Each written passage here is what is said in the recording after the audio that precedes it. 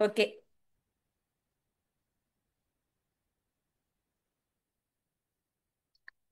అందరికీ వందనాలని praise the lord. ఆ దేవాదేవుడు మళ్ళీ మనకి అవకాశం ఇచ్చినందుకు మరొకసారి వందనాలు చెల్లించుకుంటూ, కాలం చాలా వేగంగా గడిచిపోతుంది. 2025 లో అప్పుడే జూన్ నెల చివరికి వచ్చేసాం. హాఫ్ ఆఫ్ ది ఇయర్ గడిచిపోయింది. నిన్నో మొన్నో క్రిస్మస్ న్యూ ఇయర్ జరుపుకున్నట్టుగా ఉంది. మరి వేగంగా కదులుతున్న కాలంతో పాటు మన ఆత్మీయంగా ఎంత వేగంగా కదులుతున్నాం అనేది పరీక్షించుకుంటూ, ఎంతో విలువైన సమయాన్ని దేవుడు మనకి ఇచ్చినందుకు వందనాలు చెల్లించుకుంటూ, మరి ఎంతో చక్కని మీనింగ్ ఉన్నటువంటి సాంగ్స్ సిస్టర్స్ ఇద్దరు కూడా, ప్రియదర్శిని గారు అదేవిధంగా పుష్పలీల గారు చాలా చక్కగా పాడారు. అదేవిధంగా ఆత్మతో సత్యంతో ఆరాధించినట్టుగానే మరి ప్రారంభ ప్రార్థన విమలుగా చేశారు. నిజంగా నాకు ఈ జూమ్ మీటింగ్ లో ఉన్న కాసేపు కూడా, కాసేపు ఈజీగా 1 అవర్, అసలు 1 అవర్ గడిచినట్టే ఉండదు. ఎందుకంటే ఆత్మ సంబంధమైనటువంటి కృపావరంలో ఉన్న వారందరి మధ్య వాక్య పరిచర్య చేయటం అనేది, వాక్యం చెప్పడం కాదు, అందరం కలిసి ధ్యానించుకుంటున్నాం. ఇట్లా ధ్యానించుకునే కృప దేవాదేవుడు అనుగ్రహించినందుకు వందనాలు చెల్లించుకుంటూ, ఈ రోజు మూలవాక్యాన్ని చూస్తే మత్తయి సువార్త 1వ అధ్యాయం 1వ వచనం ఒకసారి చూస్తే, అబ్రహాం కుమారుడగు దావీదు కుమారుడైన యేసుక్రీస్తు వంశావళి. అదేవిధంగా 4వ వచనానికి వచ్చేటప్పటికి, ఆ, షల్మాను రాహాబునందు బోయేజును కనెను, బోయజు రూతునందు ఒబేదును కనెను, ఒబేదు యెష్షయిని కనెను, యెష్షయి రాజైన దావీదును కనెను. ప్రేమమడని మా తండ్రి, ఇంతవరకు క్షేమంగా కాచి కాపాడి సంరక్షించి నైనా మమ్మల్ని సజీవ లెక్కలోంచి జీవుల నామకు స్థుతి అర్పించిన భాగ్యం దయచేసినందుకు వందనాలు తండ్రి. మేమేమై ఉన్నామో కేవలం అది నీ ఉచితమైన కృపలనైనా తండ్రి. దయగల మా ప్రభ, నీ వాక్యము ఎంత ధ్యానించినా నాయన తనివి తీరని వాక్యం తండ్రి. నాయన మా జీవితకాలం మేము ధ్యానించినా కూడా, సముద్రంలో ఇసుక రేణం అంతా కూడా మేము ధ్యానించగలమో లేదో కానీ తండ్రి, నీ యొక్క పరిశుద్ధాత్మ నడిపింపు దయచేసి నడిపిస్తున్నందుకు వందనాలు చెల్లించుకుంటున్నాను తండ్రి. ఆశగల ప్రాణాన్ని తృప్తిపరిచే దేవుడు తండ్రి. నాయన మేడం గారు చాలా సదుద్దేశంతో ఈ కార్యక్రమం ఏర్పాటు చేశారు. అవును, ఆమె నాయన నువ్వు నడిపిస్తున్నావు తండ్రి, అందరిని బట్టి వందనాలు నాయన. మరొక కొర్నేలి ఇంటిని దీవించినట్టుగా మేడం గారి ఇంటిని దీవించండి. అదేవిధంగా బేతని మరియ మాట్ల లాజర్ గారి గృహాన్ని దీవించినట్టుగా మేడం గారి గృహాన్ని దీవించండి నాయన. అవును ప్రభ, రక్షణ సువార్త ప్రకటించడానికి ఎంత చేసినా నాయన అది తృప్తి అనేది ఉండదు తండ్రి. నాయన నీ బిడ్డ మరెంతో సమయాన్ని వెచ్చించి ఈ కార్యక్రమాన్ని చేస్తున్నందుకు నాయన, నీ పేరట గిన్నెడు చల్లి నీళ్ళు ఇచ్చినా కూడా మర్చిపోయే దేవుడు కాదు తండ్రి. నాయన నీ బిడ్డను జ్ఞాపకం చేసుకోండి, కుటుంబాన్ని జ్ఞాపకం చేసుకోండి, దూరంగా ఉన్న కుమారుని కూడా జ్ఞాపకం చేసుకోండి, కుమారుడు కుటుంబాన్ని కూడా జ్ఞాపకం చేసుకోండి. ఇక్కడికి వచ్చిన ప్రతి ఒక్కరిపై నీ ఆత్మను ఉంచండి, నీ యొక్క ఆత్మ నడిపింపు దయచే దయగలమా ప్రభు. అదే విధంగా కార్యాంతమున నేను బహుగా స్తుతించిన భాగ్యం దయచే నాయన. మరి ఏ రకమైనటువంటి ఇరుకు ఇబ్బంది లేకుండా, ఆటంకాలు లేకుండా ఆయన చక్కగా నాయన వాక్య ధ్యానం చేస్తున్న భాగ్యం దయచేయమని, నీ యొక్క పరిశుద్ధాత్మ నడిపింపు నాకు వించిన ప్రతి ఒక్కరికి దయచేయమని, అందరిపై నీ యొక్క పరిశుద్ధాత్మ కుమ్మరింపు దయచేయమని మా ప్రభువును నీ ప్రియ కుమారుడైన యేసుక్రీస్తు వారు వేడుకొంచున్నాం తండ్రి, ఆమేన్. మరొకసారి అందరికీ వందనాలండి. ఈరోజు మరి రూతు గ్రంథ ధ్యానం అనేది మెయిన్ ఎందుకు తీసుకున్నాను మేడం గారు చెప్పాను ఏంటంటే, అక్కడక్కడ క్యారెక్టర్ స్టడీ లేకపోతే ఒక ప్రత్యేకమైనటువంటి సబ్జెక్ట్ కాకుండా బైబిల్ స్టడీ అనేది ప్రతి వర్స్ వైజ్ కూడా మనం చేస్తే బాగుంటది. ఎందుకంటే బైబిల్ పూర్తిగా చదవకుండానే కాలం గతించిపోతుంది చాలా మందికి. మనకి అవకాశం ఉన్నంత వరకు, దేవుడు మనకు అనుమతి ఇచ్చినంత వరకు ప్రతి లైన్ చదువుతాం. ప్రతి లైన్ లో దేవుడు పరిశుద్ధాత్ముడి ద్వారా మనతో ఏం మాట్లాడుతున్నాడో మనం గమనిద్దాం. ఈ రూతు గ్రంథం ఇక్కడ కూర్చున్న వారు చాలా సార్లు వినుంటారు. ఒక స్త్రీల సమాజంలో గాని, ఉమెన్ రిట్రీట్ లో గాని, ఎక్కడైనా సరే రూతు గ్రంథ ధ్యానం అనేది జరగకుండా ఉండదు. అదే విధంగా మనం ఇక్కడ గమనించినప్పుడు పరిశుద్ధ గ్రంథంలో 66 పుస్తకాల్లో 2 గ్రంథాలు ప్రత్యేకంగా స్త్రీలకు ఇవ్వబట్టం అనేది చాలా సంతోషకరమైన విషయం. దేవుడు ఎప్పుడు కూడా స్త్రీలని నెగ్లెక్ట్ చేసేవాడు కాదు. ఈ రెండు గ్రంథాల్లో ఇద్దరు స్త్రీలు మనం గమనించినట్టయితే, ఎస్తేరు ఆమె యూదురాలే, అయితే పారసిక దేశంలో ఆమె ఒక ఆ బందీగా ఉన్నటువంటి దేశంలో ఉన్నటువంటి స్త్రీ. ఇక రూతు విషయానికి వచ్చినట్టయితే ఈమె ఒక మోయాబీయురాలు.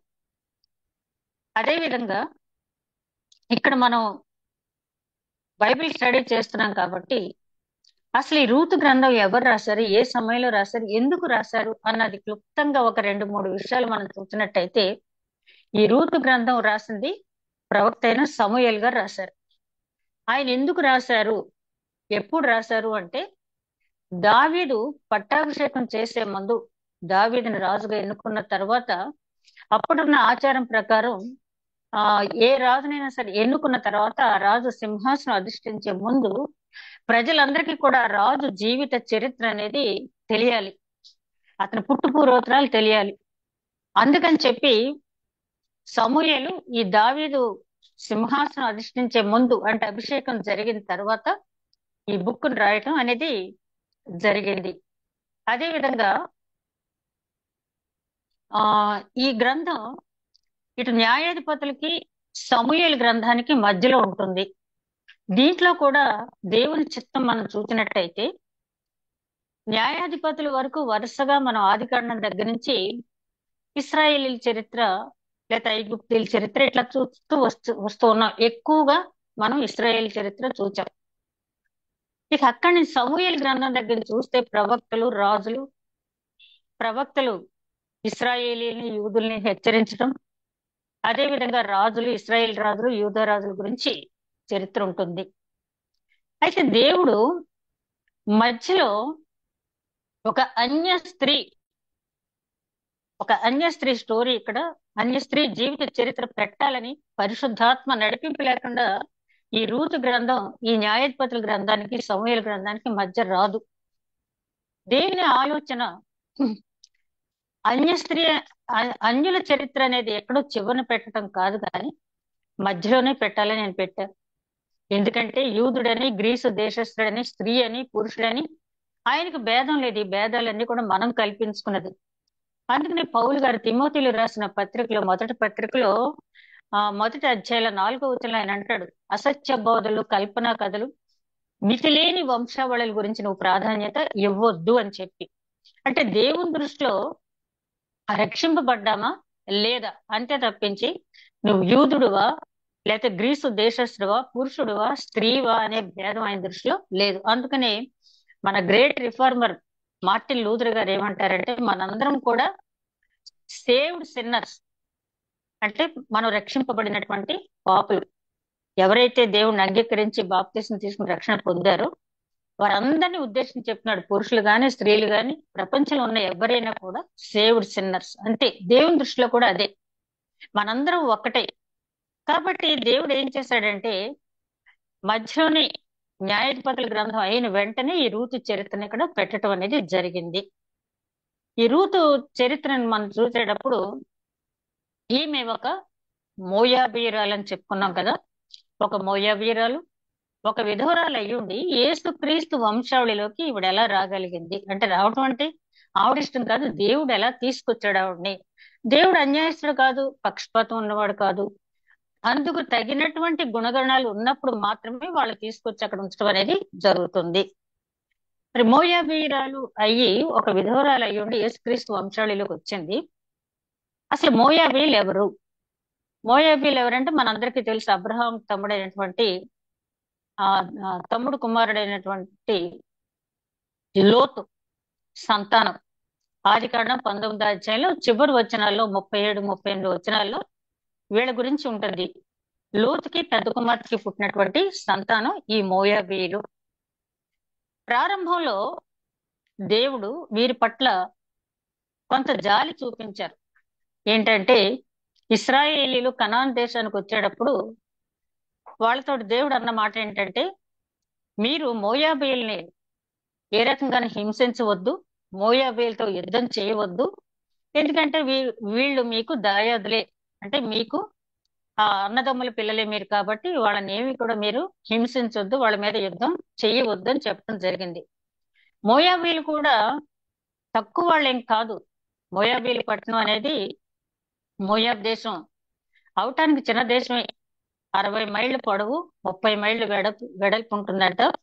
సముద్ర మట్టానికి 3000 అడుగుల ఎత్తులో ఇది ఉంటుంది ఈ పట్టణం. ఇక్కడ చాలా మంచి లోయలు ఉన్న, అందులో ఆర్నోన్ లోయ అనేది చాలా ప్రాముఖ్యమైనటువంటి లోయ. మంచి పంటలు పండేటటువంటి ప్రాంతం అది. ఆ మోయాబీల గురించి దేవుడు చెప్పిన మాట ఏంటంటే, మీరు వాళ్ళని ఏమి అటాక్ చెయ్యొద్దు అని చెప్పిన దాని మీద ఇశ్రాయేలీలు వాళ్ళ జోలికి వెళ్ళరు. కానీ చివరికి ఏమైందంటే, సంఖ్యాకాండంలో మీరు 21వ అధ్యాయం దగ్గర నుంచి 25వ అధ్యాయం వరకు చూస్తే, అక్కడ బాలాక్ అనే మోయాబు రాజు ఇశ్రాయేలీని శపించడానికి బిలాము అనే ఒక ప్రవక్తను తీసుకొచ్చాడు. అతను సోదెగాడు, మంత్రతంత్రాలు తెలిసినవాడు అని కూడా అంటారు. ఆ బిలాం అనే ప్రవక్తను తీసుకొచ్చి ఇశ్రాయేలీని శపించమని అడుగుతాడు. అడిగితే బిలాము దేవుడి సన్నిధిలో అడిగితే నువ్వు వెళ్ళొద్దు అని చెప్తాడు. 2 సార్లు చెప్పినా వెళ్ళనా వెళ్ళనా అని అడుగుతాడు. 3వసారి దేవుడు ఏమంటాడంటే, వెళ్ళు, నేనేం చెప్తే అదే పలుకు అని చెప్పినప్పుడు ఆ బిలాంతో చెప్పాడు దేవుడు. ఆ బిలాం చెప్తాడు బాలాకు, దేవుడు ఏం పలికిస్తే నేను అదే పలుకుతాను అని చెప్పి అన్న తర్వాత అతను ఇచ్చిన ధనం తీసుకుని వెళ్ళాడు. అక్కడికి వెళ్ళి ఆ ప్రవచించడం మొదలు పెట్టాడు. యాకోబులో నక్షత్రం ఉదయించును అనే ప్రవచనం కూడా బిలామే చెప్పాడు. కాబట్టి ఆ మోయాబు రాజు బిలాం పట్ల విసుకెత్తిపోతాడు. నీకు నేను డబ్బిచ్చి ఇశ్రాయేల్ని శపించమని తీసుకొస్తే నువ్వేంటి వాళ్ళని దీవిస్తున్నావు, వాళ్ళకి ఆశీర్వచనాలు పలుకుతున్నావు ఏంటి అన్నప్పుడు నేనేం చేయను, దేవుడు నాతో ఏం పలికిస్తే నేను అదే పలుకుతాను. నేనే కాదు, ఏ ప్రవక్త అయినా సొంతగా మాట్లాడటానికి లేదు, దేవుడు ఏం చెప్పమంటే చెప్పవలసిన వారమే అని చెప్తాడు. అని అక్కడితో ఊరుకుంటే సరిపోయేది. సరే, డబ్బు తీసుకున్నాను కదా అని మనసు లాగిందేమో బిలాంకి. ఒక మాట చెప్పాడు ఏంటంటే, ఇశ్రాయేలీలకు ఉన్నటువంటి వీక్నెస్ ఏంటంటే ఆ స్త్రీ పట్ల వాళ్ళకి కొంత బలహీనత ఉంది. కాబట్టి వాళ్ళు అక్కడ దేవతార్చనకు వచ్చినప్పుడు మీరు మోయాబు స్త్రీలని, ఎదోము స్త్రీలు అంటే మిద్యాన్ స్త్రీలని వాళ్ళు ఎదురుగా నిలబెట్టండి, వాళ్ళు తప్పకుండా పాపం చేస్తారు ఆ స్త్రీలతో అని సలహా ఇస్తాడు. దాంతో దేవుడికి కోపం వాళ్ళ మీద రగులుకుంది. కొన్ని వేల మంది చనిపోయారు. అప్పుడు ఫీన్హాసు ఆ ఈడ్తో పొడవటం అదంతా కూడా సంఖ్యాకాండం 25వ అధ్యాయంలో చూస్తాం. కాబట్టి అప్పుడు దేవుడు మోయాబీలకి ఒక శాపవచనం దేవుడు వాళ్ళ గురించి చెప్పడం జరిగింది. ఏంటంటే, మీ 10 తరాల వరకు నా సన్నిధికి మీరు రాకూడదని చెప్పి మోయాబీలకి శాపం వాళ్లే కొని తెచ్చుకున్నారు. దేవుడు దయదలిచాడు, ఇశ్రాయేలీని వాళ్ళు ముట్టుకోవద్దని చెప్పాడు. కానీ ఆ శాపం ఇశ్రాయేలీలు పొందారు, మోయాబీలు పొందారు. ఎందుకంటే ఆ స్త్రీ వ్యామోహంలో పడడానికి ఇశ్రాయేలీలు దాని మూల్యం చెల్లించారు, మోయాబీలు కూడా ఆ శాపం పొందారు. 10 తరాల వరకు కూడా ఆ దేవుని సన్నిధికి వారికి రావటానికి అర్హత లేదు. కరెక్ట్ గా 11వ తరం వచ్చేటప్పటికి రూతు అనే పేరుకి సౌందర్యము అని అర్థం. రూతు అనే పేరుకి సౌందర్యము అని అర్థం. అయితే ఇక్కడ మనం గమనించాల్సింది ఏంటంటే, రూతు కూడా మహా అందగత్తే. మోయాబు స్త్రీలు చాలా అందమైన వాళ్ళు. రూతు చరిత్ర చూస్తే, అంటే మనకి ఇందులో అంతా ఇవ్వలేదు, కానీ నేను రూతు గురించి చెప్పడానికి చూసినప్పుడు ఆ రూతు చరిత్ర గురించి గూగుల్లోను తర్వాత ఇతర పుస్తకాలను చూసినప్పుడు, రూత్ ఏంటంటే మోయాబు దేశంలో ఒక దేవత పూజారి కూతురావిడ. ఆ దేవత పేరు కెదోము, కెదోము కామోష్ ఏదో ఉంది. ఆ దేవత పూజారి రూతు తండ్రి, ఆయనకి 4 ఆడపిల్లలే. అయితే ఆ దేశంలో ఏంటంటే మగపిల్లలు లేకపోయినట్టయితే పెద్ద కుమార్తె తండ్రితో పాటు అర్చనా వ్యవహారాలు నడిపించవచ్చు. అలా రూతు ఆ దేవత అర్చనా వ్యవహారాలు నడిపిస్తూ ఉంది. అట్లాంటి సమయంలో మరి ఈ నయోమికి కోడలుగా రావటం జరిగింది. ఇక్కడ మనం గమనించవలసింది ఏంటంటే, సౌందర్యం రూతుకి ఉంది, ఇతర మోయాబు స్త్రీలకు కూడా ఉంది. వాళ్ళకున్న శరీర సౌందర్యంతో ఇతరులను పాపానికి లోన్ చేయాలని ఆలోచించి వాళ్ళు శాపగ్రస్తులైపోయారు. 10 తరాలకు శాపాన్ని తీసుకొచ్చారు. రూతు కూడా సౌందర్యవతే గాని అంతకంటే ఆమెలో ఉన్నది ఆత్మ సౌందర్యం. ఈ ఆత్మ సౌందర్యం చేత ఆవిడ మోయాబీయురాలు అయినప్పటికీ, విధవరాలు అయినప్పటికీ కూడా యేసు క్రీస్తు వంశావళిలోకి డైరెక్ట్ గా ఆమె వచ్చేసింది. ఇది రూతు గురించి ఇంట్రడక్టరీ పార్ట్. మరి రూతు చాలా సునాయాసంగా వచ్చేసిందా ఆ యేసుక్రీస్తు వంశావళిలోకి రావటం అనేది ఏమైనా తేలికైన విషయమా అని ఆలోచించినట్టయితే, మనం వచనం వెంబడి వచనం చూసినట్టయితే, న్యాయాధిపతులు ఏలిన దినములందు మొదటి అధ్యాయం, రూతు గ్రంథం మొదటి అధ్యాయం. న్యాయాధిపతులు ఏలిన దినములందు దేశంలో కరువు కలుగగా యూదా బెత్లెహేము ఒక మనుషుడు తన భార్యను తన 2 కుమారులను వెంట పెట్టుకుని మోయాబు దేశమున కాపురముండుటకు వెళ్ళెను. ఆ మనుషుని పేరు ఎలీమెలెకు, అతని భార్య పేరు నయోమి. అతని 2 కుమారుల పేర్లు మహ్లోమా, కిల్యోము. వారు యూదా బెత్లెహేం వాడైన ఎఫ్రాతీయులు.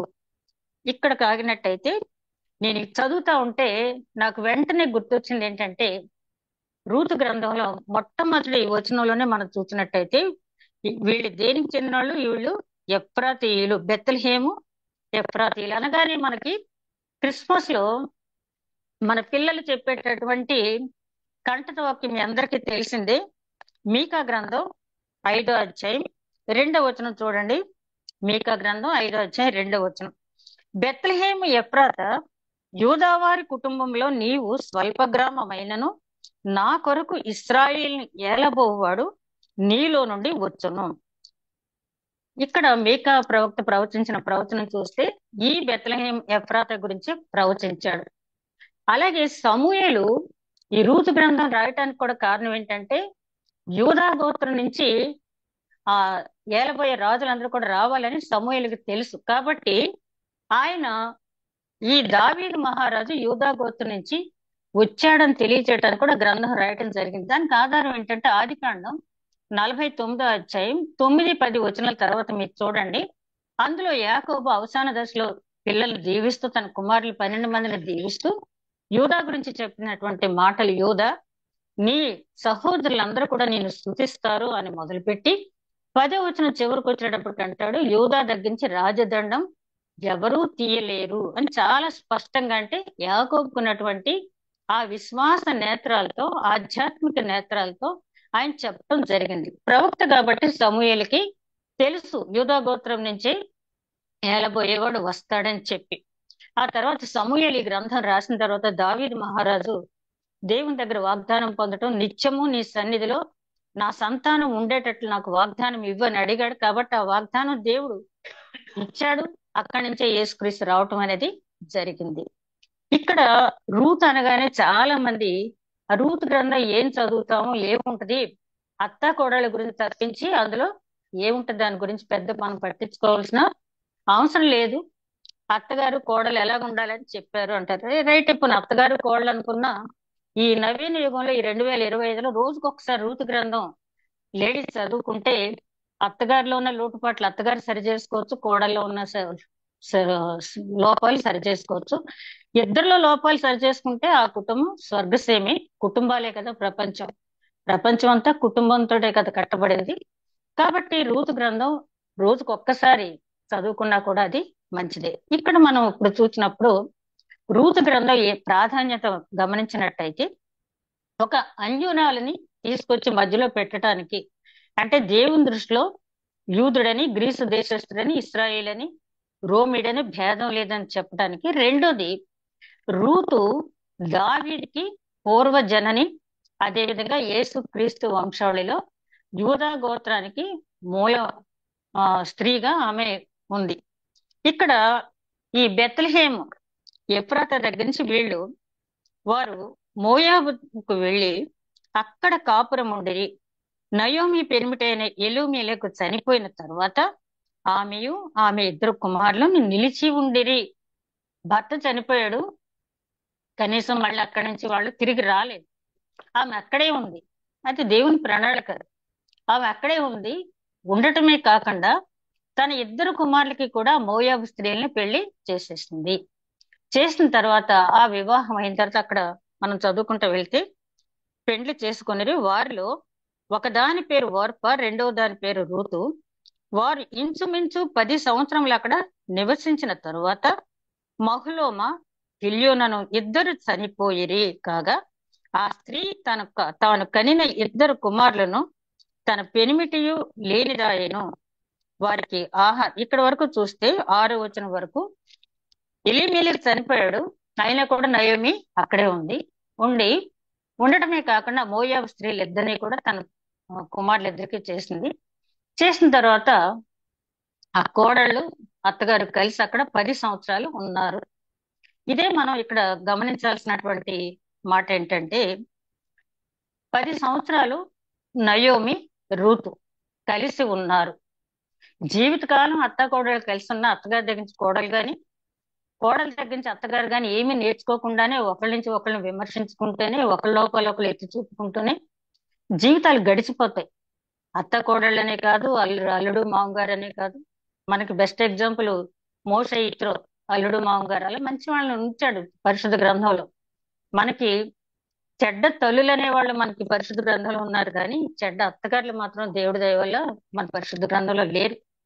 ఎందుకంటే సాధారణంగా మన క్రిస్టియన్ ట్రెడిషన్ లో కూతురు కంటే కోడల్ని ఎక్కువగా చూస్తాం. మన మేడం గారు ఒకసారి మాట్లాడుతూ జ్యోతి గారు నాతో అంటున్నారు, ఏమోనండి, మా అమ్మాయి కంటే నేను మా కోడలికి ఎక్కువ కొంటాను. ఏదైనా చూస్తే మా కోడలు కొనాలనిపిస్తుంది, లేకపోతే ఏదైనా మంచి డ్రెస్ చూసినా మా కోడలికి కొనాలి. అది మన క్రిస్టియన్ ట్రెడిషన్ లో ఎందుకో ఎక్కువ కోడల్ని ప్రేమిస్తాం, అంటే మనకు వారసుల్ని ఇచ్చే అమ్మాయి అనో చెప్పి ఎందుకైనా కానీ. అలాగా ఇక్కడ మనం ఈ మూల విషయం ఏంటంటే ఈ నయోమి, రూతు కలిసి 10 సంవత్సరాలు ఉన్నారు. రూతు దేవుని తెలుసుకుంది అంటే దానికి ఆయువు పట్టు నయోమి. అంటే వాళ్ళ కాన్వర్సేషన్ అంతా కూడా దేవుడి గురించి మాట్లాడుకుని ఉంటారని కింద వచనాల ద్వారా మనం చూస్తాం. మలాకి గ్రంథాలు అంటాడు కదా, యెహోవా భక్తులు ఆయన గురించి మాట్లాడుకుంటుండగా ఆయన చెవి యొగ్గి ఆలకిస్తాడు అని. అంటే అన్ని మాటలు వింటాడు. ఎవరైనా దేవుడి గురించి మాట్లాడుకుంటూ ఉంటేనంట ఆయన చెవి యొగ్గి ఆలకిస్తాడు. బహుశా నయోమి, రూతు సంభాషణ కూడా ఆయన దగ్గర రికార్డ్ అయ్యే ఉంటుంది.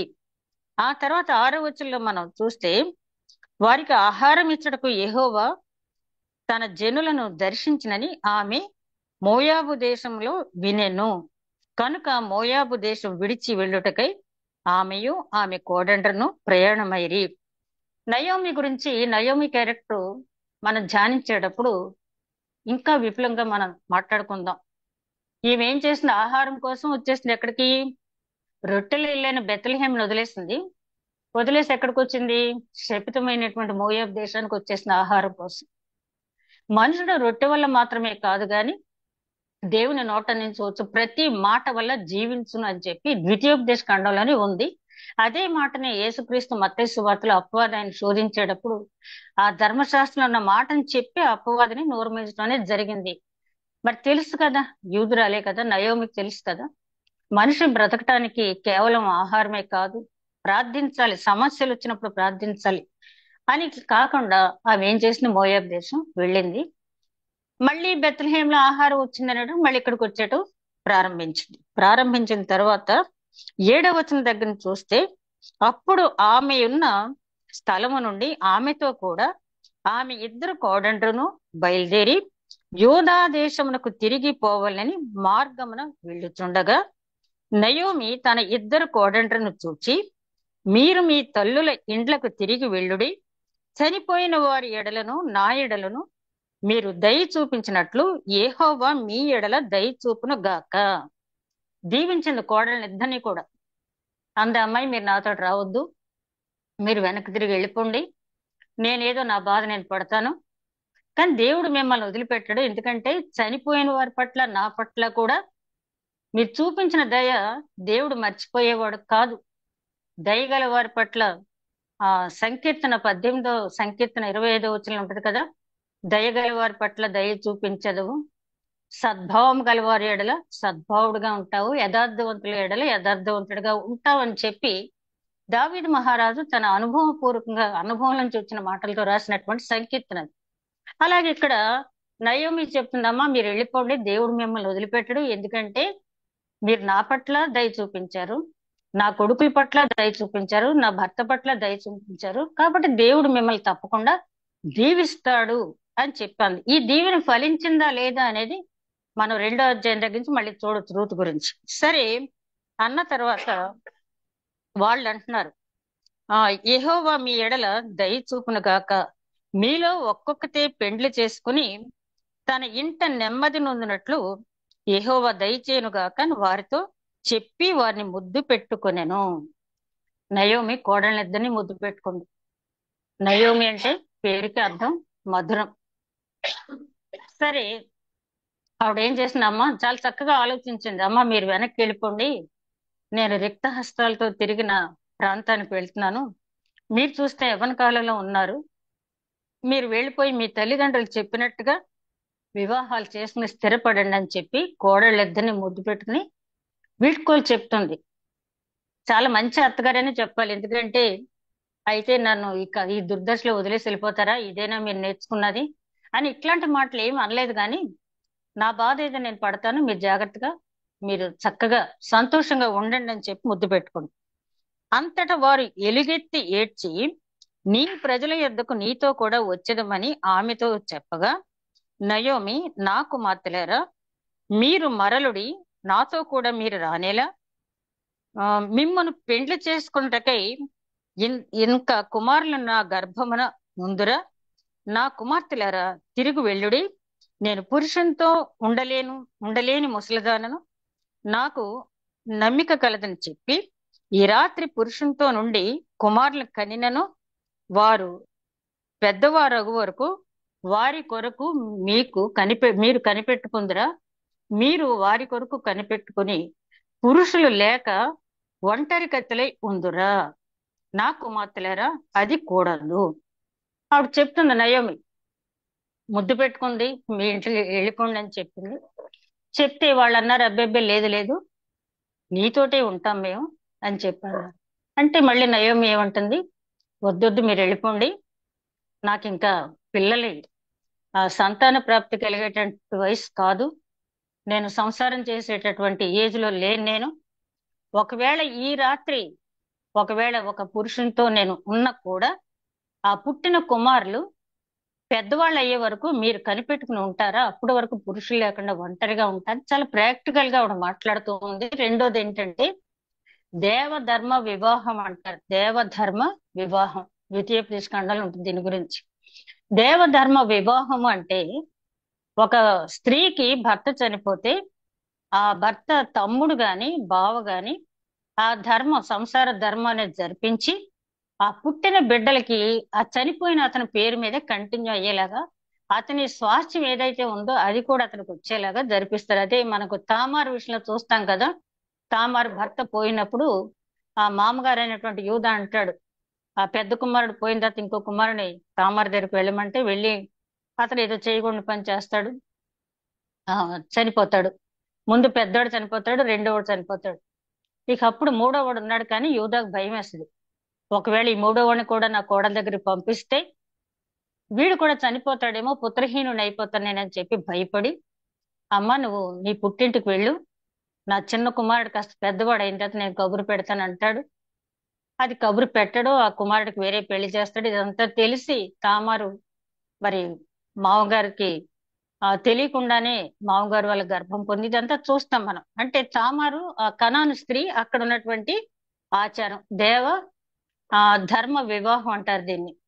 అంటే ఆ చనిపోయిన భర్త గోత్రంలోను ఆ భర్త తమ్ముడు గాని అన్నయ్య గాని ఆ ధర్మం జరిపించాలి, మామగారు జరిపించాలి మాత్రం లేదు. కానీ మరి వీళ్ళకి అంటే మరుదులు బావగారు లేకపోవటం వల్ల ఒకవేళ తామారు ఆ నిర్ణయం తీసుకుందేమో. పైగా యూదా గోత్రంలో నుంచి రావాలి కాబట్టి ఆ యూదా గోత్రం నిర్వీర్యం కాకుండా ఉండటానికి అది దేవుని ప్రణాళిక ఏమో, మనకు అది తెలియదు. దాని దేవధర్మ వివాహం అంటారు. ఈ వివాహంలో ఏంటంటే ఒకవేళ మరిది గారికి వదిన గారికి కుమారుడు పుట్టిన చనిపోయిన అన్నయ్య పేరుని ఆ కుమారుడు ఉంటాడు, పరిగణించబడతాడు. సన్నాఫ్ అని అన్నయ్య పేరే ఉంటుంది. అన్నయ్యకి వచ్చినటువంటి స్వాస్థ్యం అంటే మోషే ఏం చేశాడు, కొలవబడిన స్వాస్థ్యంగా 12 గోత్రాలకి రావాల్సినటువంటి భూమిని ఇచ్చేశాడు.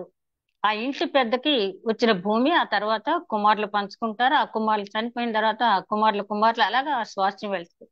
ఒకవేళ ఇలాగ అయినట్టయితే పురుషులు లేకపోతే అది వేరే వాళ్ళకి వెళ్ళిపోద్ది కాబట్టి ఈ రకంగా ఆ రోజుల్లో అక్కడున్న చట్టం ప్రకారం న్యాయం ప్రకారం చేశారు. ఇదే నయోమి చెప్తుంది, ఒకవేళ నేను ఇప్పుడు ఉన్నా కూడా ఒకవేళ పుట్టినా వాళ్ళతోటి మీరు కాపురం చేసేటటువంటి స్థితిలో మీరు ఉండరు అని చెప్తాను. యెహోవా నాకు విరోధమయ్యను, అది మిమ్మల్ని నొప్పించిన కంటే నన్ను మరీ ఎక్కువగా నొప్పించిందని వారితో చెప్పాను. వారు ఎలుగెత్తి ఏడవగా ఓర్ప తన అత్తను ముద్దు పెట్టుకున్న రూతు ఆమెను హత్తుకొనెను. ఇట్లుండగా ఆ ఇక్కడ హత్తుకొనెను అక్కడ వరకు మనం చూస్తే ఈ 7వ వచనం నుంచి 14వ వచనం వరకు అత్తగారికి కోడలికి మధ్య కాన్వర్సేషన్. అత్తగారు ఏం చేస్తుందంటే లోకంలో ఉన్న నేత్రాశ, జీవపు డంబం అన్ని కూడా శరీరాశ, నేత్రాశ, జీవపు డంబం అని చూపిస్తుంది. అంటే ఇది ఒక పరీక్ష, ఒక రకంగా చెప్పాలంటే ఇది ఒక పరీక్ష. బయలుదేరి వస్తున్నారు, వాళ్ళు సదుద్దేశంతో బయలుదేరి వస్తున్నారు. రాబోయే కష్టాలని చెప్తుంది, మీరు వెనక్కి తిరిగి వెళ్తే ఉండేటటువంటి ఆకర్షణీయమైన జీవితం ఏంటనేది కూడా వాళ్ళకి చెప్తూ ఉంది. అలా చెప్పగా ముందేమో నీతోటే వస్తాను అంది పెద్ద కోడలు ఓర్ప. తర్వాత ఏం చేస్తుంది, కొంత సమయం అయ్యేటప్పటికి అత్తగారి మాటల ప్రభావం బాగా చూపించింది. అంటే లోకం వైపే ఆవిడ ఉంది, అత్తగారు పరీక్షించింది, లోకం వైపే ఉంది కాబట్టి ముద్దు పెట్టుకుంది. ముద్దు పెట్టుకుని ఏం చేస్తుంది అంటే తన స్వదేశాన్ని తిరిగి వెళ్ళిపోవటానికి నిశ్చయించుకుంది. రూత్ ఏం చేసింది, అత్తగారిని హత్తుకుంది. ఈ హత్తుకుంది అనే మాట చాలా తేలిగ్గా వాడేస్తాం మనం. మరి వివాహ సమయంలో కూడా తల్లిదండ్రులను వదిలిపెట్టి తన భార్యను హత్తుకుంటాడు అని చెప్తారు. ఈ హత్తుకోవటం అనేది ఏంటంటే హగ్గ వేరు, క్లీవ్ వేరు, CLEA విజి అంటే తీగలాగా అల్లుకుపోవటం అన్నమాట. ఇది హత్తుకోవటం అంటే ఇక్కడ అర్థం తీగలాగా అల్లుకుపోవటం. మీరు ఆదికాండంలో 2వ అధ్యాయంలో కూడా చూస్తే అక్కడ కూడా మీకు కింగ్ జేమ్స్ వెర్షన్ లో క్లీవ్ అనే ఇచ్చాడు, హగ్ అని ఇవ్వలేదు. ఇక్కడ కూడా క్లీవ్ అనే ఇచ్చాడు. ఈ హత్తుకోవటం ఏంటంటే పూర్తిగా, అంటే ఏక శరీరం అంటారు కదా, అంటే ఏ రకమైనటువంటి ఎడము లేకుండా నువ్వొకటి నేనొకటి కాదు అని చెప్పే ఒక సంకేతంతో హత్తుకుపోవటం.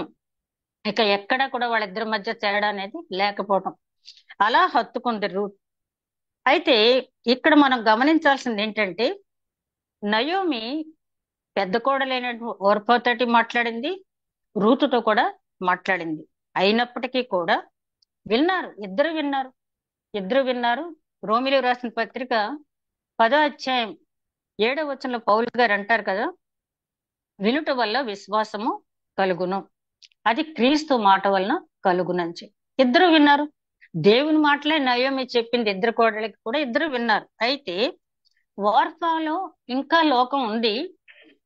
ఇక్కడ మనం గమనించాల్సిన రూతులో లోకం అనేది పూర్తిగా పోయింది. ఎలా పోయింది అంటే యాకోబు పత్రికలో మనం చూసినట్టయితే, యాకోబు పత్రిక చాలా మందికి కంఠత వాక్యం ఇది. యాకోబు పత్రిక 1వ అధ్యాయం 22, 23 వచనాల్లో మనం గమనించినప్పుడు యాకోబు గారు చాలా స్పష్టంగా చెప్తాడు. అక్కడ ఏంటంటే మీరు వినటం మాత్రమే విన్నట్టయితే మిమ్మల్ని మీరు మోసపుచ్చుకుంటారు అని చెప్పి హెచ్చరించడం అనేది జరిగింది. మీరు వినటం మాత్రమే మీ వరకు చేసినట్టయితే దానివల్ల ఏమీ కూడా ప్రయోజనం లేదు అని చెప్పి అక్కడ చెప్పడం జరిగింది. ఎందుకనగా అన్నారు, మీరు 21వ వినువారు మాత్రమై ఉండి మిమ్మును మీరు మోసపుచ్చుకొనకుండా వాక్య ప్రకారం వాక్య ప్రకారము ప్రవర్తించువారునై ఉండి ఎవడైనను వాక్యముండి దాని ప్రకారము ప్రవర్తింపని వాడైతే వాడు అద్దంలో తన సహజ ముఖమును చూచుకొని మనిషిని పోలియుండును. వాడు తను చూసుకొని అవతలికి పోయి తానెట్టి వాడో వెంటనే మర్చిపోను కదా. మర్చిపోను. ఇప్పుడు వార్పాకి ఈ వాక్యం వర్తిస్తుంది. ఏంటంటే వింది వాక్యం విన్నంత సేపు కూడా నిజమే కదా, మా అత్తగారు చెప్పింది చాలా మంచిది, దేవుడు చాలా దయామయుడు, కరుణామయుడు, ఆయన అద్భుత కార్యాలు ఆశ్చర్యకార్యాలు చేసే దేవుడు అని చాలా విశ్వసించింది. కానీ తర్వాత ఏమైంది, మనసు మార్చుకుంది. ఎందుకనంటే ఇప్పుడు యాకోబు పత్రిక గారు చెప్పినట్టుగా అద్దంలో తన ముఖం చూసుకుని అవతలకి వెళ్ళి మర్చిపోయేటటువంటి మనస్తత్వం కలిగినటువంటి స్త్రీ ఆమె. యేసుక్రీస్తును కూడా ప్రారంభంలో బహుజనులు వెంబడించారు. బహుజనులు వెంబడించిన తర్వాత చివరికి ఆయన సిలువ వేసే సమయానికి 11 మంది శిష్యులు మిగిలారు. ఆ 11 మందిలో కూడా యోహాను మాత్రమే సిలువ దగ్గర నిలిచి ఉన్నాడు. అంటే ప్రారంభంలో అంటారు కదా, ఆ ప్రారంభంలో చాలా ఒక రకమైన ఉద్వేగం, బయలుదేరిపోతారు. తర్వాత రా కొంచెం కొంచెం కష్టాలు వచ్చేటప్పటికి వెనక్కి తిరిగి వెళ్ళిపోతారు. అందుకని ఆయన అంటాడు కదా, అంతం వరకు సహించిన వారికి నేను జీవ కిరీటం ఇస్తాను అంటాడు. అందుకని మత్తయి సువార్త 13వ అధ్యాయం మనందరికీ చెప్పిన తెలిసిన ఉపమానమే ఆ విత్తువాడు విత్తనాలు వేసే ఉపమానం. ఇక్కడ విత్తువాడు ఎవరు? మనుష్య కుమారుడు. అందరి హృదయాల్లో విత్తనాలు వేస్తున్నాడు. పొలం అనేది లోకం అని చెప్పాడు ఆయన. లోకంలో మనం ఉన్నాము కాబట్టి ఆ విత్తనాలు ఎక్కడ పడుతున్నాయి? మన హృదయంలో పడుతున్నాయి. అక్కడ 4 రకాలుగా పడిన విత్తనాల గురించి చెప్పాడు ఆయన. త్రోవ పక్కన, ముళ్ళ కంచెల్లోను, రాతి నేలను, మంచి నేలను. ఆ మంచి నేలను పడిన విత్తనం మాత్రమే అది ఫలితాన్ని ఇస్తుంది. అంటే ఓర్పాలో పడింది ఏమైందంటే, ఆ ముళ్ళ కంచెలో పడిన విత్తనం అయిందంటే ఐహిక విచారాలు ఏమైనా వచ్చేటప్పటికి, అమ్మో మా అత్తగారు చెప్పినట్టుగా నేను ఇవన్నీ ఎదుర్కోలేను కదా, మా అత్తగారు నిజంగా నా శ్రేయోభిలాషి, నాకు చాలా మంచి విషయం చెప్పింది, నన్నేమీ తప్పు పట్టలేదు, వెళ్ళిపోమంటుంది, నేను ఈ బాధలు పడలేను. ఎందుకంటే విశ్వాసకి చాలా పరీక్షలు ఎదురవుతాయి. ఆ పరీక్షలు తట్టుకుని నిలబడిన వాళ్ళు మాత్రమే ఆ నిత్య జీవంలో ప్రవేశించగలరు. కాబట్టి ఆమె హృదయ శుద్ధి పొందింది. పొందిన తర్వాత ఆవిడలో వచ్చినటువంటి మార్పు ఏంటంటే, మత్తయి సువార్త 4వ అధ్యాయం 24వ వచనం, అందుకనే యేసుక్రీస్తు చెప్తాడు ఏంటంటే, మీరేమి వినుచున్నారో జాగ్రత్త పడుడి, ఏది పడితే అది వినేసి ప్రపంచం అంతా తీసుకొచ్చి మన హృదయంలో పెట్టుకుంటే అసలైంది మనకి ఉండదు. డిఎల్ మూడీ గారు ఒక మాట అన్నారట, ఏంటంటే దేవుడు మనిషి హృదయం చేసేటప్పుడు ప్రపంచానికంటే ఎక్కువ వైశాల్యంతో చేశాడంట. అంటే అది వినటానికి మనకు ఒక రకంగా ఉంటుంది, కానీ ఆయన ఉద్దేశం ఏంటంటే ప్రపంచానికంటే ఎక్కువ వైశాల్యంతో చేశాడంటే ప్రపంచంలో ఉన్న మంచి చెడులు అన్నిటిని తీసుకొచ్చి హృదయంలో పెట్టేసుకున్నా ఇంకా కొంత ఖాళీ ఉంటది, చెడుని ఆకర్షించడానికి ఇంకా కొంత ఖాళీ ఉంటది. అలా కాకుండా మంచితో మాత్రమే ఆ హృదయం నింపబడినప్పుడు మాత్రమే మనం నిత్య జీవులో ప్రవేశింపగలం. హృదయ వైశాల్యం ఉంది కదా అని చెప్పి తీసుకొచ్చి అన్ని ఆ హృదయంలో వేసుకోకూడదు. గురుగులు అనేవి దుష్టుడు, అపవాది విత్తే విత్తనాలు. ఆ గురుగులు మీ హృదయంలోకి రానివ్వద్దు, అవి వదిలేయండి. మీకు ఏది కావాలో దాన్ని హృదయంలోకి తీసుకోండి. వార్పు అలా తీసుకోకపోవటం వల్ల ఏమైందంటే లోకం వైపు ఇంకా తన ఆకర్షణ పోలేదు. రూతు మాత్రం అత్తగారు చెప్పిన మంచి మాటలు మాత్రమే హృదయంలో తీసుకుంది. ఆ మంచి నేలను పడిన విత్తనం లాగా ఆమె ఆ విత్తనం ఫలించింది. అంత మాత్రమే కాకుండా ఆ ఇక్కడ హత్తుకుంది అనే మాటకి అర్థాన్ని మనం గమనించినట్లయితే ఈ 15వ వచనం నుంచి 14వ వచనం నుంచి మనం చూస్తే, హత్తుకొనెను, ఇట్లుండగా ఆమె ఇదిగో తోడికోడలు తన జనుల యొద్దకు తన దేవుని యొద్దకు పోతుంది, నీవు నీ తోడికోడలు వెంబడి వెళ్ళుమనెను. అందుకు రూతు మళ్ళీ అంటుంది అత్తగారు, ఇదిగో నేను ఇంత చెప్పాను కదా, నీ తోటికోడలు వెళ్ళిపోతుంది అమ్మాయి, నువ్వు కూడా వెళ్ళిపో, ఎందుకు అనవసరంగా నా దగ్గరకు వచ్చి నాతో వచ్చి ఇబ్బందులు పడతావు నువ్వు అని చెప్పి మళ్ళీ హెచ్చరిస్తుంది రూతుని. ఇక అప్పుడు అంటుంది రూతు, ఏమంటుంది, నా వెంబడి రావద్దనియు నన్ను విడిచిపెట్టమనియు నన్ను బ్రతిమాలు కొనవద్దు. అత్తగారు ఏమి ఆర్డర్ చేయట్లేదు, ఇక్కడ ఏమంటుంది, బ్రతిమాలుకుంటుంది. అమ్మాయి మీకు లోకం తెలియదు, నేను అన్ని చూసిన దాన్ని, ఆ లోకం అంటే ఏంటో అనుకుంటున్నారు మీరు, యవ్వన కాలంలో ఉన్నారు, ఎన్నో కష్టాలు వస్తాయి, నేను వృద్ధాప్యంలో ఉన్నాను, రేపో మాపో నేను ఏమన్నా ఇదైతే దేశం కాని దేశంలో మీరు ఏమవుతారు, ఇలా ఎన్నో మాటలు ఆవిడ చెప్పింది, ఆవిడ తప్పు లేకుండా చెప్పింది. అయితే ఇవిడ ఏమంటుంది, నా వెంబడి రావద్దనియు నన్ను విడిచిపెట్టుమనియు నన్ను బ్రతిమాలు కొనవద్దు, నీవు వెళ్ళి చోటకే నేను వెళ్ళేదను, నీవు నివసించే చోటనే నేను నివసించేదను, నీ జనమే నా జనము, నీ దేవుడే నా దేవుడు. ఎంత చక్కని స్టేట్మెంట్ అంటే, హత్తుకొనుట అంటే ఇక్కడ రూతు తన స్వదేశాన్ని విడిచిపెట్టింది, తన స్వజన్ని విడిచిపెట్టింది, తను ఆరాధించే విగ్రహారాధన విడిచిపెట్టి పరాయి దేశానికి వచ్చి అత్తగారితో అంటుంది, నన్ను విడిచిపెట్టి వెళ్ళిపోమని అడగొద్దు, నీ దేవుడే నా దేవుడు, నీ జనమే నా జనం. మరి ఇది వివాహ సమయంలో గనక గుర్తు చేసుకున్నట్టయితే నీ దేవుడే నా దేవుడని ఎంతమంది అనగలుగుతున్నారు? ఈ మధ్యకాలంలో ఇంటర్ క్యాస్ట్లు జరుగుతున్నాయి, అలా ఉంచండి. క్రిస్టియన్స్ లో జరిగిన మ్యారేజెస్ లోనే డినామినేషన్ ఫీలింగ్ తో నువ్వు ఆ చర్చ్కి వెళ్ళు, నేను ఈ చర్చ్కి వెళ్తాను, భార్య భర్తలు వేరే వేరే చర్చెస్కి వెళ్లే సాంప్రదాయంలో మనం ఎక్కువగా ఉన్నాం ప్రస్తుతానికి. కానీ మోయాబీరాలైనటువంటి రూత్ ఏమంటుంది, నీ దేవుడే నా దేవుడు, నీ జనమే నా జనము, నీ దేశమే నా దేశము, అట్లా మాట్లాడే కోడళ్ళు ఉన్నారా? ఓసారి ఆ మాజీ ఏఎల్సి ప్రెసిడెంట్ గారి భార్య ఒక మెసేజ్ ఇస్తూ రూత్ గురించి, రూత్ అలాగంది, ఇప్పుడు కోడళ్ళు అయితే అత్తమ్మ నీ డబ్బే నా డబ్బు, నీ నగలే నా నగలు అని చెప్పి అనేవాళ్ళు ఎక్కువ కనపడుతున్నారు తప్పించి, ఈ రకంగా నీ దేశమే నా దేశము, నీ జనులే నా జనులు, నీ దేవుడే నా దేవుడు, మరణం తప్ప మనల్ని ఎవరు కూడా విడదీయలేరని చెప్పే కోడళ్ళు ఎంతమంది ఉన్నారు? ఇక్కడ మనం చూసుకోవాల్సిన, మనల్ని మనం పరీక్షించుకో. ఒకప్పుడు మనం కోడళ్ళం, ఇప్పుడు అత్తగారు. అత్తగారి పాత్ర చాలా చక్కగా ఆవిడ పోషించింది.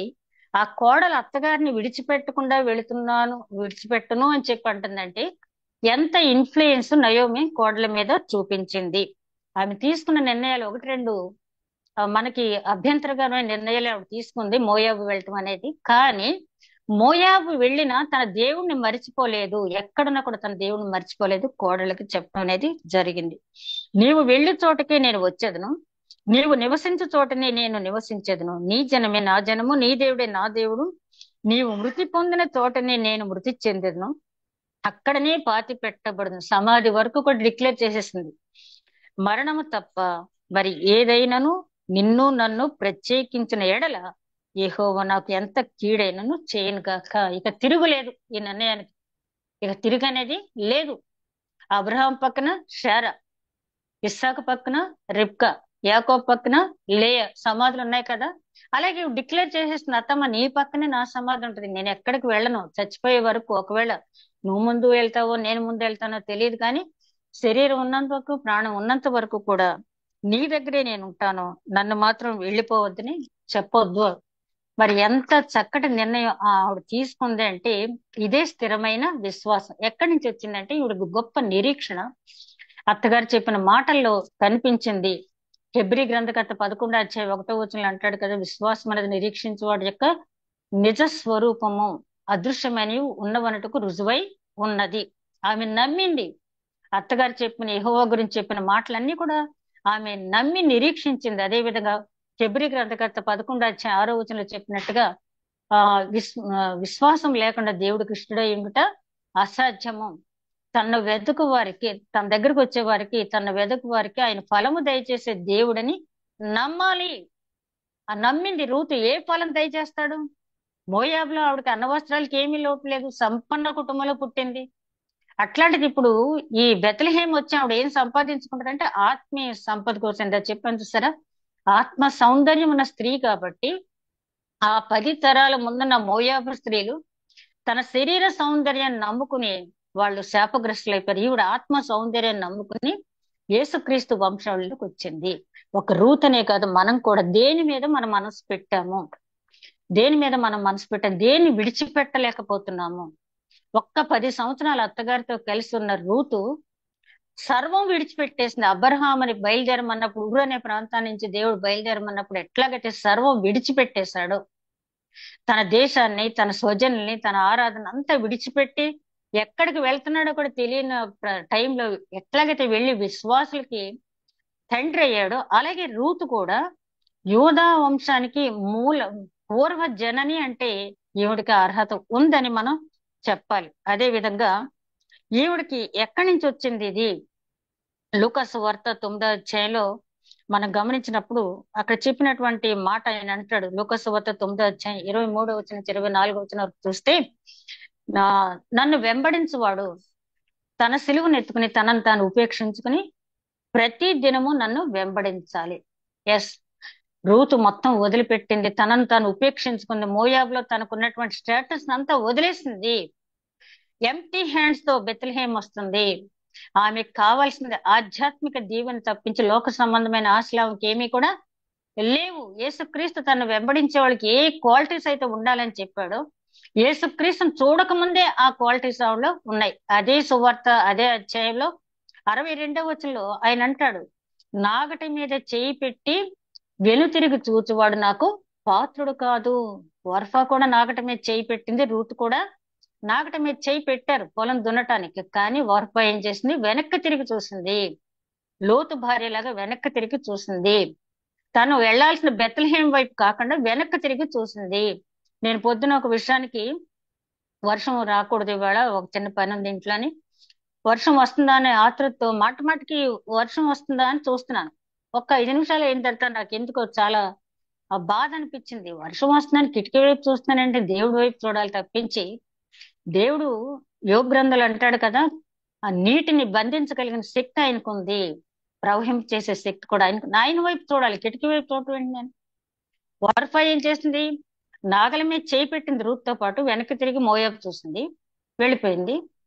అక్కడ ఆత్మీయ దీవెని పోగొట్టుకుంది. రూతు నాగట మీద చేయి పట్టింది, ముందుకే వెళ్ళిపోయింది. ఏ కష్టమైనా నేను పడతానని ఒక స్థిర నిశ్చయంతో ఆమె ముందుకు వెళ్ళింది. కాబట్టి ఆమెకి తెలీదు యేసుక్రీస్తు ఆ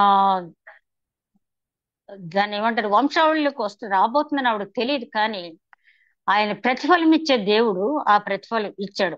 మీరు అందుకని యోహాన్ గారు అంటారు తన పత్రికలో, మీరు లోకమును జయించారు ఎందుకంటే మీలో ఉన్నవాడు లోకం కంటే బలవంతుడు. మీలో ఉన్నవాడు లోకం కంటే బలవంతుడు. తర్వాత 18వ వచనం చూస్తే, ఇక అత్తగారు అనుకుంటది 18వ వచనంలో, తనతో కూడా వచ్చుటకు ఆమెకు మనసు కుదిరిందని నయోమి తెలుసుకొనినప్పుడు, అంటే అత్తగారు పరీక్ష పెట్టింది. లోకం కూడా మనకు పరీక్ష పెడద్దు కదా, అత్తగారి నా కోడలు ఎంతవరకు నిలబడద్దో చూద్దామని ఒక పరీక్ష పెట్టింది. ఆ పరీక్షలో పాస్ అయింది. ఇంగ్లీషు కింగ్ జేమ్స్ వెర్షన్ లో అయితే స్టెడ్ ఫాస్ట్లీ మైండ్ అని చెప్పన్నారు, అంటే స్థిరమైనటువంటి మనస్సు, స్టెడ్ ఫాస్ట్లీ మైండ్. అది ఇక దానికి చెక్కు చెదనటువంటి మొక్కవోని ధైర్యం, మొక్కవోని నిర్ణయం అంటారు కదా, స్థిర విశ్వాసం. అంటే స్థిరులై ఉండండి. యేసుక్రీస్తు అనేక సార్లు తన శిష్యులకు చెప్పిన మాట చివరిన అపోస్తల కార్యాలు 1వ అధ్యాయంలో కూడా, మీరు స్థిరులై ఉండండి. అదే ఇక్కడ నయోమి స్థిరత్వం, విశ్వాసుల స్థిరత్వం ఉంది. కాబట్టి what ever it may be, ఏమన్నా అవని, భోజనం అయిపోద్దా, ఉందాం, ఏదైనా ఇబ్బంది ఉందా, ఎదుర్కొందాం, చనిపోతానా, పోతాను, కానీ నేను అక్కడే బెత్లెహేంలోనే ఉంటానని ఒక నిర్ణయానికి ఎప్పుడైతే వచ్చిందో, అమ్మ నువ్వు బెత్లెహేంలోనే కాదు యేసుక్రీస్తు వంశావళిలోకి వచ్చేయమని చెప్పి దేవుడు తీసుకెళ్లిపోయాడు ఆవిడ్ని. అదే విధంగా నయోమి తెలుసుకున్నప్పుడు అందును గురించి ఆమెతో మాట్లాడటం మానెను. కనుక వారిద్దరూ బెత్లెహేమునకు వచ్చిన వరకు ప్రయాణం చేసి, వారి బెత్లెహేమునకు వచ్చినప్పుడు ఆ ఊరి వారు వారి యొద్దకు గుమికూడి వచ్చి, ఈమె నయోమి కదా అనుకొనుచుండగా, ఆమె సర్వశక్తుడు నాకు చాలా దుఃఖము కలుగజేసిన కనుక నన్ను నయోమి అనక మారా అనుడి. నేను సమృద్ధి గలదాన్ని వెళ్ళి తిని యెహోవా నన్ను రిక్తురాలుగా తిరిగి రాజేసను. మీరు నన్ను నయోమి అని పిలువనేలా యెహోవా నా మీద విరుద్ధంగా సాక్ష్యం పలుకును, సర్వశక్తుడు నన్ను బాధపరచును అని వారితో చెప్పను. అట్లు నయోమియు ఆమెతో కూడా మోయాబీయులైన రూతు అను ఆమె కోడలను మోయాబు దేశం నుండి తిరిగి వచ్చిరి. వారిద్దరూ యవల కోత ఆరంభంలో బెత్లెహేముకు వచ్చిరి. నయోమి క్యారెక్టర్ మనం ధ్యానించుకున్నప్పుడు ఈ వచనం 20వ వచనం దగ్గర నుంచి కూడా 22వ వచనం వరకు నయోమి క్యారెక్టర్ ధ్యానించుకుందాం. ఈ 2 వచనాలు అతి ప్రాముఖ్యమైనటువంటి విషయం ఏంటంటే, నయోమితో పాటు రూతు వచ్చింది. రూతు వచ్చేటప్పటికి అక్కడ ఏం జరుగుతుంది? యవల పంట కోత ఆరంభం అయ్యింది. ఒక ఆశీర్వాదం పొందినటువంటి స్త్రీ ఆ భూమి మీద అడుగు పెట్టేటప్పటికి విస్తారమైన పంట దేవుని ఏర్పాటు అది. ఆమెను తీసుకురావటానికి అక్కడ ఈ కరువు కూడా ఎప్పుడు వచ్చిందంటే, న్యాయాధిపతుల కాలంలో, మరి చరిత్రకారులు చెప్పిన ప్రకారం గిద్యోను పరిపాలన సమయంలో మహా కరువు అనేది వచ్చిందని చారిత్రక ఆధారాలు ఉన్నాయి. అదే విధంగా మోయాబీల రాతి శాసనాల్లో కూడా ఆ కరువు ఎప్పటి నుంచి వచ్చింది, ఎప్పటి వరకు ఉంది అనేది కూడా ఉంది. ఈ పరిశుద్ధ గ్రంథంలో ఉన్నది ఏది కూడా కల్పనా కథలు కావు అనటానికి రూతు గ్రంథం ఒక సాక్ష్యం. ఆ రూతు వచ్చేటప్పటికి అక్కడ యవల పంట కోత, అంటే విస్తారమైన పంట, తన కుమార్తె ఆశీర్వదించబడినటువంటి కుమార్తె ఆ బెత్లెహేంలో అడుగు పెట్టగానే పూర్వ వైభవం మళ్ళీ తిరిగి వచ్చింది. అంటే మనం ఇతరులకు ఆశీర్వాదకరంగా ఉండాలి అంటే ముందు మనం దేవుని దగ్గర దీవెన పొందిన వారమై, దేవుని దగ్గర ఆశీర్వదింపబడిన వారమై ఉన్నప్పుడు అబ్రహాంతో దేవుడు ఏమంటాడు? నువ్వు అనేక మందికి ఆశీర్వాదకారకుడు అవుతావు. ఎందుకు అన్నాడు దేవుడు అంటే, ఎన్నో ఎదుర్కొన్నాడు, అయినా విశ్వాసంలో స్థిరపడ్డాడు. రూతు కూడా అలాగే స్థిరపడింది కాబట్టి ఆమె ఆత్మ సౌందర్యంతో, శరీర సౌందర్యంతో కాదు సుమా, ఆత్మ సౌందర్యంతో యేసుక్రీస్తు వంశావళికి వెళ్ళిన ఘనత ఆవిడ దక్కించుకుంది. రూతు గురించి ఇంకా 2, 3, 4 అధ్యాయాల్లో కూడా ఉంది. అది కూడా మనం వీలైతే దేవుని చిత్తం అయితే సెకండ్ వీక్ కూడా రూతు గురించి మనం ధ్యానించుకుందాం. ఈ ఈ గ్రంథం ఇప్పుడు ఈ అధ్యాయంలో రూతు గురించి మనం తీసుకున్నటువంటిది ఏంటంటే, లోకం ఎన్ని పరీక్షలు పెట్టినా ఆ పరీక్షలను తనలో ఉన్న విశ్వాసంతో జయించింది. జయించి దేవుని వంశావళిలోకి వెళ్ళింది. మనం కూడా పుట్టినప్పటి నుంచి వాక్యం వింటున్నాం. అత్తగారి దగ్గర ఉన్న 10 సంవత్సరాల వాక్యంతోటే ఆమె యేసుక్రీస్తు ఆ వంశావళిలోకి వెళ్ళిందంటే, మనం ఎన్ని సంవత్సరాల నుంచి వాక్యం వింటున్నాం, మనం ఆ నిత్య జీవంలో ప్రవేశించడానికి ఎంత అర్హత పొందాం, మళ్ళీ మనం పరీక్షించుకుందాం. అట్టి నడిపింపు దేవుడు మనకి అనుగ్రహించునుగాక. దయగల మా ప్రభువా, ఇంతవరకు